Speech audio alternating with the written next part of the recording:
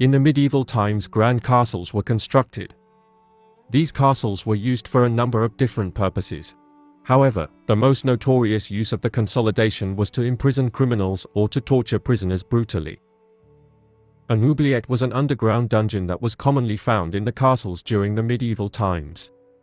It was used for the imprisonment of political and other kinds of prisoners who were a serious threat to the royal establishment. But perhaps the most horrendous punishment given to the supposed offenders centuries ago was solitary confinement within the dreaded oubliette, a dark and sinister type of prison. The lower dungeon of Warwick Castle. It's an oubliette where prisoners were dropped and forgotten about, and was built particularly narrow and dark to increase the psychological damage. The word an oubliette is, by its purest definition, just a type of medieval prison cell with an opening only at the top. However, some designs of the oubliette and most of the famous ones are cells too small for the victim to sit or lie down. In some cases, they cannot even fully stand up.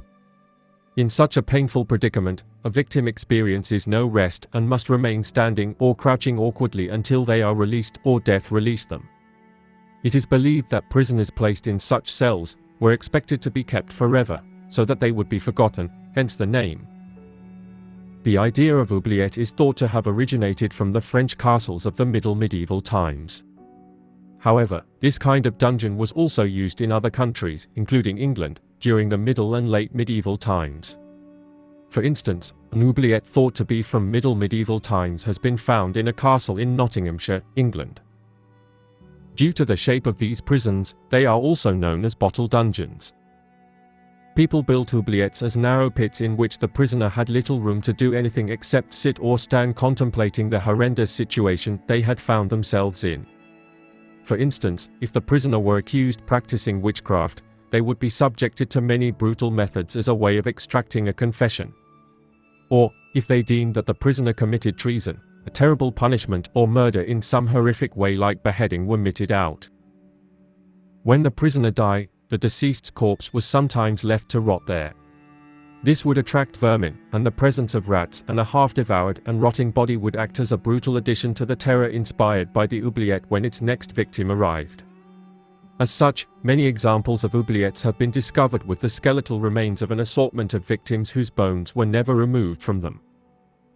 The prisoners would neither be given food nor water, meaning they would easily succumb due to starvation.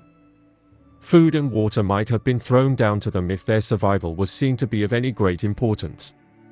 However, it was all in all a truly horrible punishment. The oubliette was a sinister method of torture devised to slowly kill a prisoner. Being thrown into a room filled with darkness that you can touch is unimaginable, worse of knowing there's no way out except for death. All the horrors that were found inside of the oubliette would be enough for someone to want to choose the easy way out, but they also had to wrestle with their own mind knowing that they would never get out.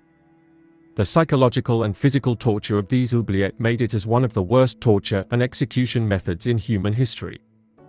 To support our channel, make sure to subscribe, and thank you so much for watching.